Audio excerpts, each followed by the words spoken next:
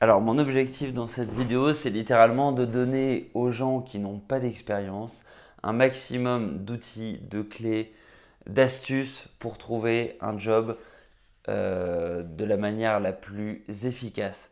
Et clairement, l'objectif, c'est que, là vraiment, mon objectif, c'est de te donner une méthode en plusieurs étapes, quelque chose que j'ai éprouvé et qui fonctionne, que j'ai moi-même pu expérimenter quand j'étais jeune étudiant, que mon CV était extrêmement vide et qui a fonctionné, et que j'ai pu éprouver aussi dans mon travail, parce qu'aujourd'hui, je suis business developer dans une boîte de conseil, et clairement, cette méthode, elle fonctionne et elle fonctionnera pour toi même si tu n'as pas d'expérience.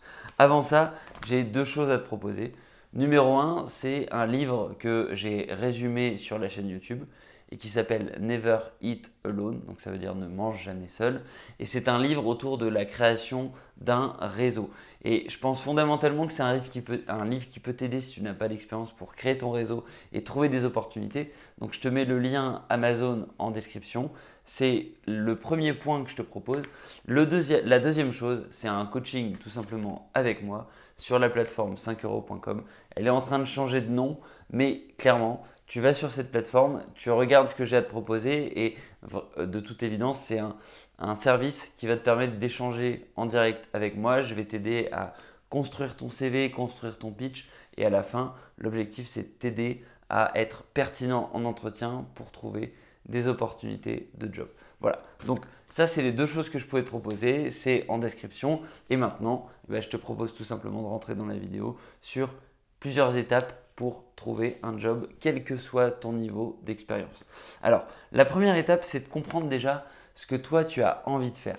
Une fois que tu as compris ce que tu avais envie de faire, là tu vas arriver sur une deuxième étape, c'est tout simplement qui tu dois contacter.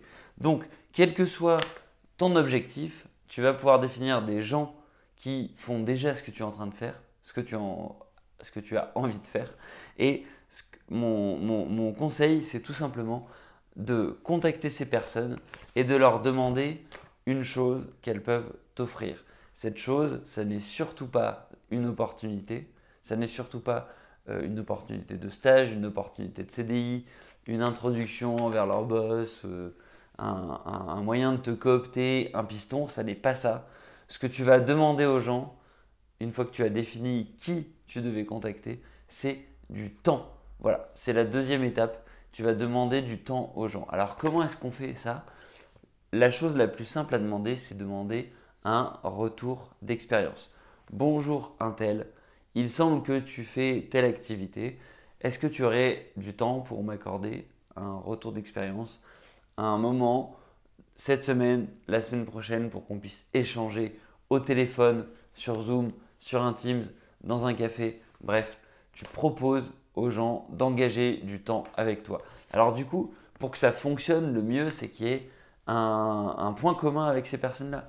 Que vous ayez fait la même école, que vous soyez passé par les mêmes expériences, les mêmes entreprises, les mêmes épreuves, le même lycée, le même club de football ou de karaté ou je ne sais quoi. Bref, il faut que tu aies un point commun pour dire, bah voilà, on a partagé une expérience similaire.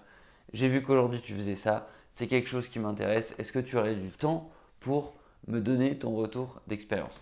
Aujourd'hui, avec les réseaux sociaux, avec Facebook, avec LinkedIn, c'est peu probable que dans toute ton expérience, et si tu regardes cette vidéo, vraisemblablement aujourd'hui, tu as plus de 15 ans, tu as plus de 18 ans, tu es en train de rechercher ta première expérience professionnelle, c'est probable que tu aies voilà, pu avoir une expérience au moins dans un club de sport, au moins dans un lycée, enfin, quelle que soit ton expérience, ton éducation, il faut que tu essaies d'identifier un groupe par lequel euh, ton potentiel futur mentor soit passé. Voilà. Donc ça, c'est l'idée, de demander un retour d'expérience.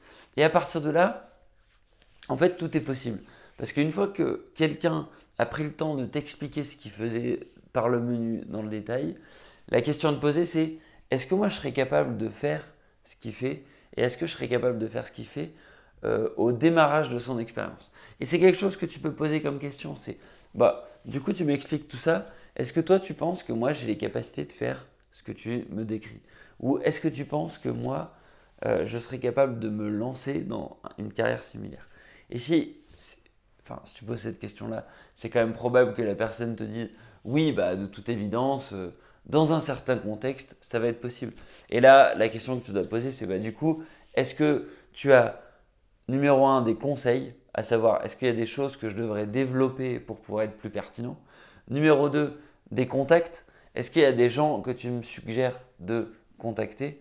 Et voilà. Et si déjà tu arrives à obtenir des informations sur ces deux choses-là, tu vas arriver plus près de ton projet professionnel. Voilà, donc ça c'était mes conseils pour trouver un travail si jamais tu n'as pas d'expérience. Et je te garantis que si tu répliques ce processus-là avec une dizaine, une vingtaine, une trentaine de personnes, c'est très peu probable que sur cette trentaine de personnes, il n'y en ait pas une qui, à un moment donné, ne te propose pas de contacter son boss, de rentrer dans un processus de recrutement. Et si ce n'est pas le cas, je t'invite à me contacter en commentaire et je serai ravi de t'aider. Sur ce, je te dis à demain pour une prochaine vidéo. Ciao, ciao.